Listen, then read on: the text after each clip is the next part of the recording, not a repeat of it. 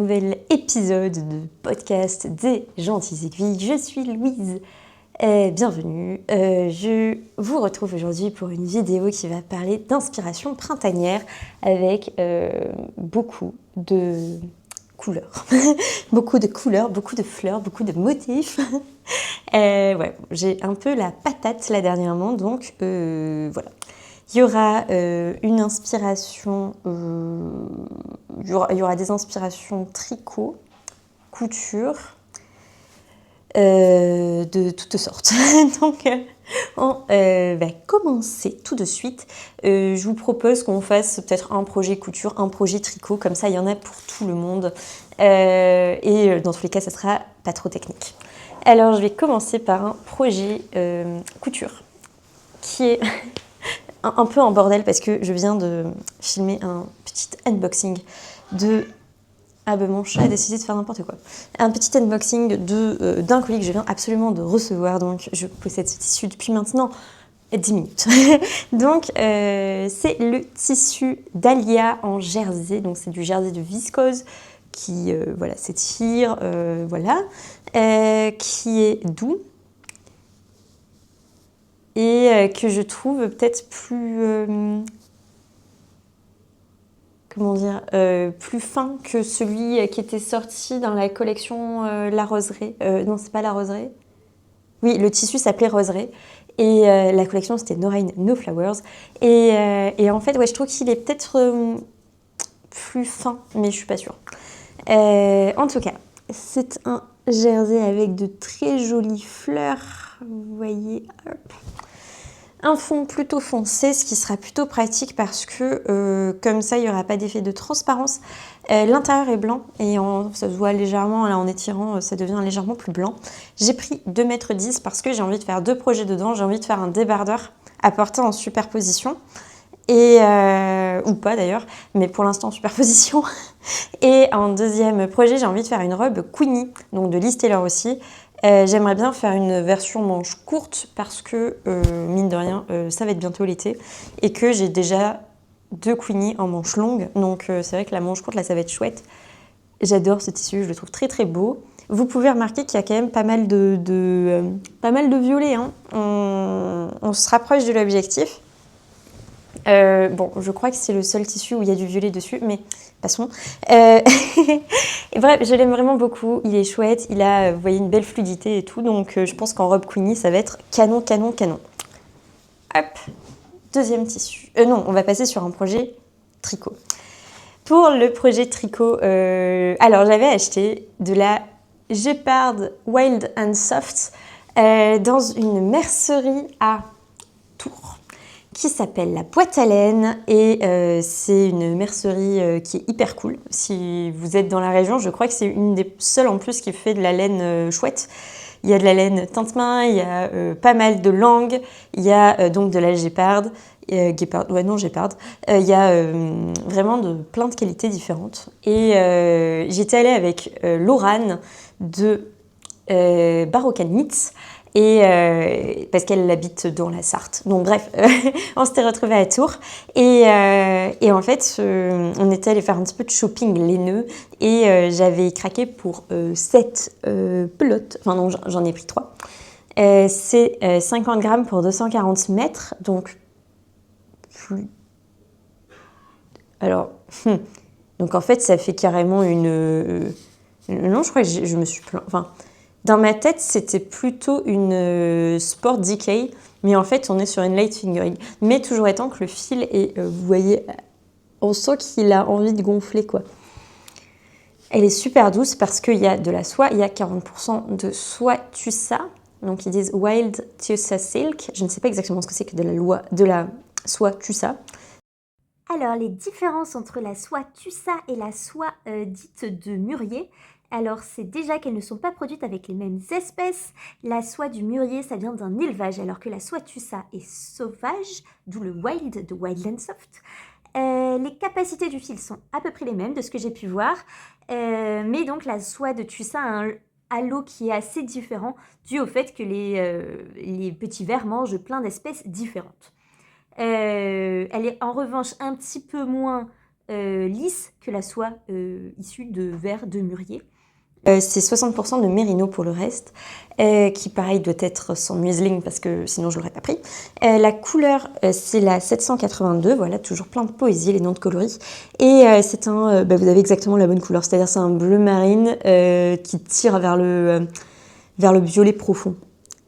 Et vous voyez à quel point ça brille, c'est trop beau. Je l'ai acheté et je me suis rendu compte que...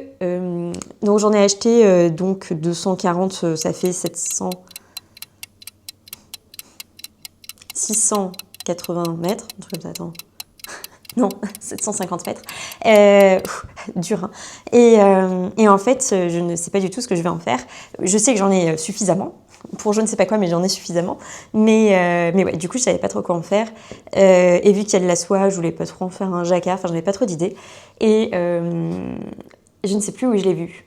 Enfin, je connaissais déjà le modèle, mais je ne sais plus qui c'est qui en a parlé récemment. Et je me suis dit, bah oui, en fait, évidemment. C'est la Skitter Skirt de Maya Tinks. Vous savez que Maya Tinks est une personne que j'adore tant pour son contenu que pour ses patrons. Et la Skitter Skirt, elle me fait super envie depuis super longtemps. C'est un projet avec énormément de jersey et c'est en ce moment quelque chose que j'aime faire. Moi, les mers de jersey, c'est vraiment mon enchantement. Et en fait, je me suis dit que pour la Skitter Skirt, ça serait parfait parce qu'il y a de la soie, donc ça va avoir un très joli drapé, ça va pas être trop lourd.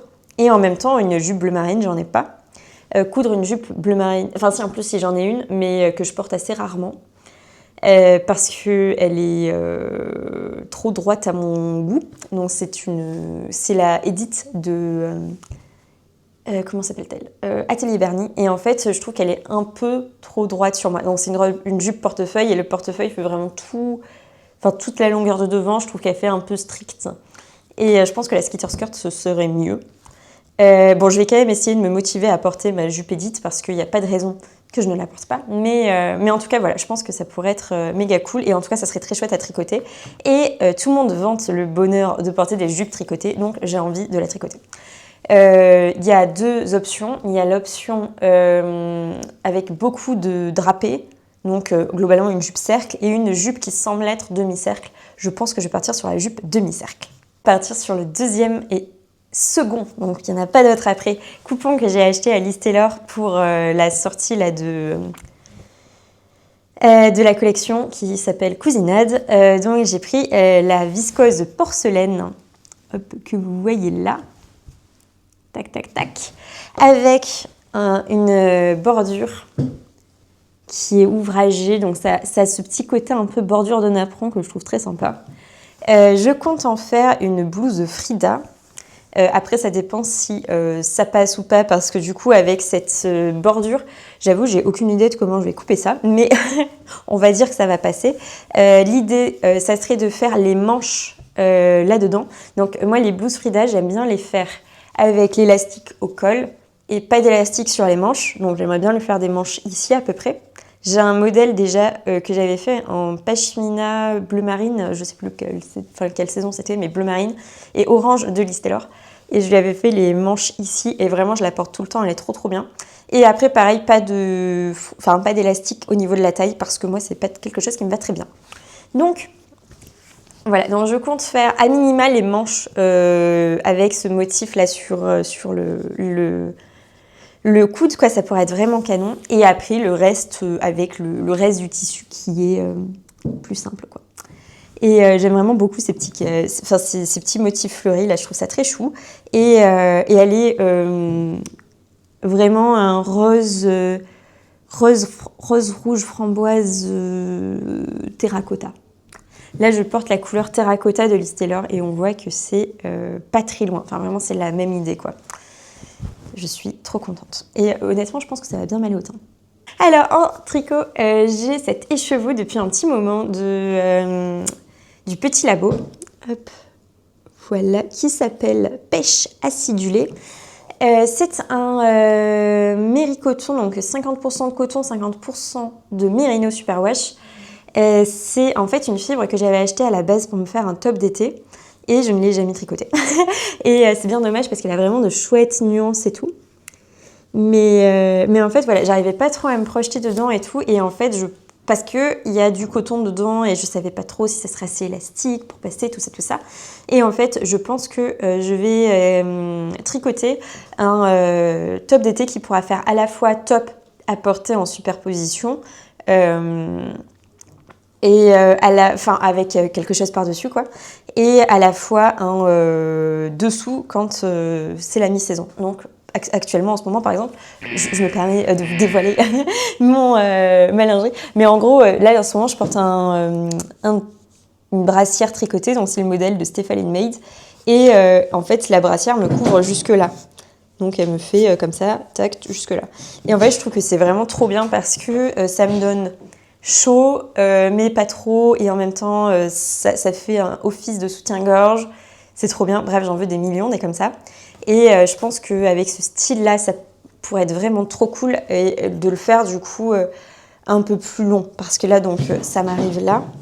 Et je me dis, en le faisant arriver vers là, ça serait mieux. Je pense que je vais reprendre la base du patron de Stephanie Maid, qui est un patron gratuit. Sauf que moi, je vais le tricoter en top-down. Parce que pour l'utilisation de la laine, ce sera l'idéal. Dans le meilleur des mondes, je n'ai plus de laine à la fin de mon projet. On verra. J'aimerais bien aussi le faire un petit peu plus haut. Enfin, que les triangles, en gros, partent de plus haut et s'évasent comme ça. Parce que là, vraiment, celle-ci, je ne peux pas la mettre toute seule, quoi. Enfin, c'est indécent. Donc, alors celui-là, j'aimerais bien le mettre tout seul. Donc, voilà. Donc voilà, je pense que ça sera facile à grader. Je compte pas en faire un patron parce que ça part vraiment du patron de Stéphanie, et que je vole pas le travail des gens. Donc dans l'idée, voilà, ce serait ça, m'inspirer du patron et le faire pour moi, sachant que ça me va très bien, donc je suis ravie. Pour les nuances, elles sont vraiment trop canon. Et vous verrez que j'ai un petit peu cette couleur-là dans l'œil parce que je l'ai pour un autre projet. Alors, c'est pas la même teinturière, mais il y a vraiment une idée. On voit qu'il y a une persistance rétinienne. Ensuite, je vais vous présenter un projet couture. Il va s'agir... Est-ce que ça se dit ça? Je crois pas.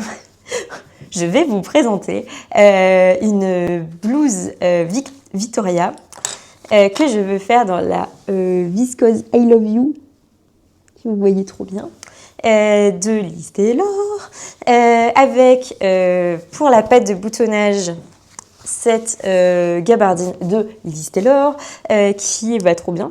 Et je pense que ça va faire un détail graphique très sympa. Et comme boutons, c'est des boutons que j'ai achetés chez Fabric Corner. Et ce sont des petits cœurs. Voilà, c'est des petits cœurs mat qui sont trop choupis. Et donc voilà, j'en ai pris pour faire la pâte de boutonnage. Donc voilà, ce projet est prêt depuis, je pense, le mois de décembre. J'aimerais bien l'avoir quand même dans ma garde-robe. Je ne sais pas pourquoi je n'arrive pas à passer le pas. Mais dans l'idée, il est bientôt cousu et porté. La blouse Victoria, je l'avais déjà cousue pour ma tenue de Noël, justement. Et j'avais beaucoup aimé le processus couture. C'est un vêtement vraiment que je prends beaucoup de plaisir à porter parce qu'il est un peu large, mais pas trop. Il est très bien équilibré. Il a une très jolie découpe qu'on ne voit pas trop sur ma version que j'avais fait. C'était la viscose roseraie de Liz Taylor aussi. Mais là, je pense que ça se verra beaucoup mieux parce que le motif est plus petit, il est blanc. Donc, il y a vraiment fort à parier qu'on voit mieux les surpiqûres, les découpes, etc. Surpiqûres que je vais faire en rose bonbon parce que, pourquoi pas. Voilà. Je vais peut-être vous parler d'une autre blouse Victoria que j'aimerais bien faire. C'est dans ce motif qui est le motif Celestia, peut-être, Célestial, de Liz Taylor aussi, qui est pour le coup noir avec des nuages violets, des coquelicots en forme de soleil un petit peu. Et il y a des inscriptions, il y a marqué No Rain, No Flowers. Donc No Rain dans le nuage et No Flowers dans le nuage en vert. Je trouve que ce motif est trop chouette. J'aimerais bien le coudre très prochainement aussi. Et pour celui-ci, j'ai des boutons qui sont en coloris Sunset, donc cette espèce-là de orange qui pète. Et je pense que ça pourrait rehausser un petit peu la tenue parce que ce qui me fait un peu peur, c'est que c'est un motif très très sombre et que c'est pas vraiment ce que je porte d'habitude. Mais je pense qu'avec les boutons, les boutons très orange, là, ça pourra mieux passer. Et avec du coup cette forme de blouse, ça sera bien. Et aussi, ce que je voulais vous dire sur la blouse Vittoria, c'est que si vous êtes comme moi pas hyper grande, moi la blouse, j'ai dû la raccourcir de 15 à 20 cm, je crois. Parce que bien trop longue. C'est-à-dire que quand je me suis posée... En fait, j'avais déjà cousu la chemise Scala de Maison Fauve et je m'étais retrouvée en fait à retrancher pareil 20 cm de tissu et ça m'avait saoulée parce que c'était un tissu auquel je tenais beaucoup et qu'après j'avais été un peu ric-rac sur la jupe et vraiment ça m'avait désolée et en fait j'avais pas du tout envie d'avoir cette mésaventure en fait avec Vittoria. Du coup j'avais placé la pièce de patron sur moi et je m'étais rendu compte que c'était énorme. Donc moi ça m'arrivait quand même à mi-cuisse et en fait jamais de la vie je vais porter un truc qui m'arrive à mi-cuisse et j'ai pas du tout envie de dépenser du tissu jusqu'à mi-cuisse, donc j'ai juste retracé tout droit ma pièce de patron parce que moi je rentre mes hauts dans mes pantalons. Donc du coup, il n'y a pas besoin d'avoir le baliquette, ça a l'air d'être super galère à faire, donc je m'épargne ça. Et voilà, j'ai retranché une 15-20 cm, je ne sais plus exactement, mais bref. Je vous en parle peut-être avec des chiffres précis dans mon bilan couture de décembre, mais peut-être que je n'ai pas mis de chiffres précis. On va terminer avec donc un pull qui me fait extrêmement envie. Et voilà, autant les 2 projets tricot, là, je suis à peu près sûre de les tenir. Il y a aussi d'autres projets, mais qui sont plus design, donc je vous en ai parlé là dans mon dernier bilan qui est sorti pour vous la semaine dernière. Mais en soi, je suis pas c'est pas vraiment des projets parce que je sais que je vais les faire. Et là, c'est vraiment du tricot plaisir pour moi, quoi. Et enfin, le reste, c'est aussi du tricot plaisir, mais bref, vous comprenez la différence. Pour ce dernier projet, il faut absolument que je me bouge les fesses à terminer mon calamandin parce que je veux faire un pull en fingering et en jacquard. Le calamandin donc traîne depuis le mois d'octobre, donc voilà. C'est un pull qui est sorti le 7 mars chez, comment s'appelle-t-elle ? Eleanor Mortensen. C'est un pull que je trouve magnifique. Vraiment, je n'ai jamais eu un tel coup de cœur dans toute ma vie pour un pull. Il est juste à tomber.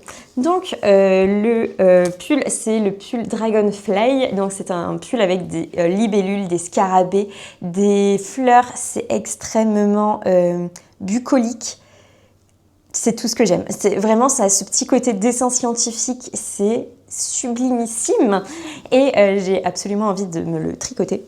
J'avais envie d'un pull bucolique, je vous en avais déjà parlé et je vous avais dit j'aimerais bien que ce soit le Alpine Bloom mais en même temps que ce soit pas Alpine Bloom.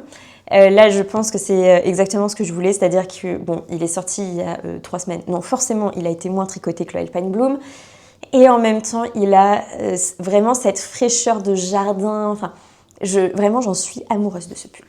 Et j'ai choisi de le faire dans ce combo de chez Les Petites Potions. Donc j'avais déjà ces 2 écheveaux de verre que j'avais achetés au... comment ça s'appelle ? Au Woolen Music. Donc la base c'est donc c'est KRRR pour Kent Romney Non Superwash. Voilà, je vous le montre. Alors il paraît que je filme en... Bon, ça marche pas à ce point, je crois. Il paraît que je filme en miroir, donc j'espère que vous verrez malgré tout les explications. Sinon, n'hésitez pas à mettre un miroir devant votre écran pour avoir les trucs dans le bon sens. Non, je rigole.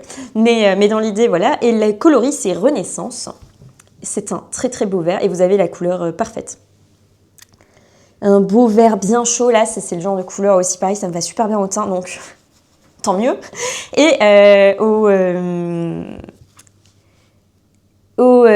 festival Entre deux laines, où j'ai revu Déborah, je suis à nouveau tombée en pamoison devant son stand, et notamment devant cet écheveau qui s'appelle Le Secret des Lucioles, qui est peut-être plus fluo que ce que vous voyez là. Je pense qu'il est un peu plus fluo. Ouais, je sais pas trop comment faire pour vous... Peut-être que si je mets un flash devant, croyez-moi, c'est... Est-ce que ça marche mieux comme ça, avec un petit flash? Ah, ouais, peut-être. Bref, en tout cas, c'est un petit peu plus flash que ce que vous avez là. C'est vraiment un rose-orange qui déménage, quoi. Avec des speckles. Ça, par contre, les speckles, vous les voyez bien. Qui sont de toute beauté. Mais oui, non, là, vous avez bien le niveau d'intensité. Ici, c'est parfait. Mais ouais, ici, ouais, là, je pense que vous voyez peut-être un peu clair, mais vraiment, c'est fluo. Et je trouve que les deux en même temps, c'est trop beau. Bref, ça, c'est vraiment le combo de couleurs de ma vie. Donc, je pense que ce sera le pull ultime. Mais, pour ça, je m'interdis de le caston tant que je n'ai pas terminé le calamondin. Donc, celui-là, avec un petit peu de chance, je le monte au mois d'avril. Enfin, un petit peu de chance et un petit peu de tricot, accessoirement. Quitte à rester dans un combo de couleurs complètement acidulé, les deux tissus qu'il me reste à vous montrer sont ces deux-là. Donc en projet tricot, là j'ai terminé. S'il n'y avait que le tricot qui vous intéressait, eh bien gros bisous et à la prochaine. Si vous êtes aussi là pour la couture, allons-y. Donc là j'ai ce tissu qui s'appelle Charme. Qui est également de chez Liz Taylor. Mais je crois que j'ai vraiment, pour l'instant, tous mes tissus que je vous ai présentés qui viennent de chez Liz Taylor. C'est terrible. Ouais. Et en fait, bon, il y aura d'autres projets, mais non, je vous ai déjà parlé, en fait, pendant la vidéo inspiration de l'année 2026. Donc, le but était quand même d'apporter de la nouveauté. Pour ce projet-là, donc, c'est une très jolie viscose qui est marron et rose. Donc c'est, je crois, leur coloris châtaigne et terracotta. Donc là aussi, pareil, c'est à peu près la même couleur. Je trouve ça trop beau. Je trouve ça trop beau. Ça, je le vois bien en bas. Et en plus, il y a Karine Tini, de l'Instagram Karine Tini. Je ne sais plus exactement son nom Insta, mais vous la connaissez. Je vous la mets dans tous les cas sur le côté, qui est peut-être une des personnes dont le look m'inspire le plus au monde, qui a qui a cousu plutôt cette viscose en jupe mimosa. J'ai trouvé l'idée excellente. Je crois que je n'ai pas le bon métrage, mais j'en ferai une jupe dans tous les cas, parce que c'est trop beau. C'est trop joli. Donc voilà, je pense en faire une jupe. Peut-être Bliss, peut-être que Bliss, ça serait bien, parce que le motif, je pense, laisse réapparaître toutes les fronces, etc. Donc peut-être une jupe Bliss ou un autre modèle, selon ce qui sort. Voilà. Pour le dernier tissu, on est sur une viscose à carreaux que j'adore. Elle s'appelle Quadrille, c'est un tissu qui vient de chez Loli Lafay. Voilà, je n'investis pas mon argent que chez Liz Taylor. Donc voilà, de chez Loli Lafay, vous avez, hop, là, c'est sa première collection qui s'appelle Premier Amour. Tous les tissus sont encore disponibles et ils vont être suivis d'une collection qui s'appelle Flower Power très prochainement, dont les coloris m'inspirent énormément. Donc là, le coloris, c'est matcha et écru. Donc les liens, enfin les... Quoique non, ça me semble être du vrai blanc. Bref. L'impression est super jolie. J'aime vraiment beaucoup. Le seul truc qui m'inquiète, ce sont les raccords. Parce que je ne suis pas une as des raccords et que je me dis que ça peut être très moche. Ce qui me donne très envie, c'est de la faire en blouse Cléo de chez Jolie Lab. Donc c'est une blouse qui ressemble un petit peu à la Berthe d'Atelier Bernie. Moi, donc Cléo n'est présentée qu'avec un gros nœud. Je ne vais pas faire de gros nœuds parce que c'est pas du tout mon style. Moi, je compte le faire en... Donc le col, en fait, c'est fait un style un peu col haut, quoi. Avec des petits... Et moi, je voudrais faire des petits boutons et une fente sur le raglan. Là où, normalement, ici, c'est un gros nœud. Mais je pense que les deux pièces de col, en fait, peuvent se superposer. On peut faire une boutonnière. Ça me semble tout à fait jouable. Et d'avoir, en fait, le côté très drapé. Enfin, oui, avec beaucoup de fronces, etc. qui camoufle le fait que les raccords ne seront pas bons. Vu que c'est des raglans, dans tous les cas, on ne pourrait pas faire des raccords à ce niveau-là. Le dessous des manches, je crois que ça ne compte pas vraiment dans les raccords.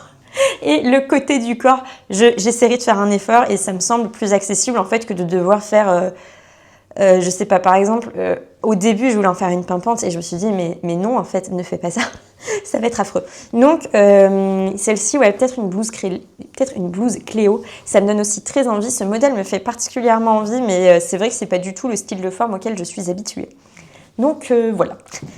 C'est à peu près tout ce que j'ai envie de faire. Alors non, c'est pas du tout tout ce que j'ai envie de faire pour le printemps, mais ce sont les inspirations, on va dire, générales de ce printemps, des tissus. J'avais envie de vous présenter des combos de laine qui me faisaient furieusement envie.